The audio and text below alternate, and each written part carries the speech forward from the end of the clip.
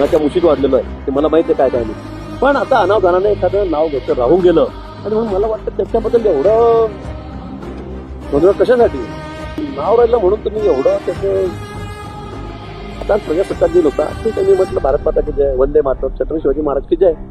तुम्ही बसल्या बाबासाहेबांचं समजा अनावधानाने माझं नाव राहून गेलं. बाबासाहेबांचं नाव आहे जो संविधानाला कारणीभूत आहे त्याला तुम्ही संपवायला निघाले.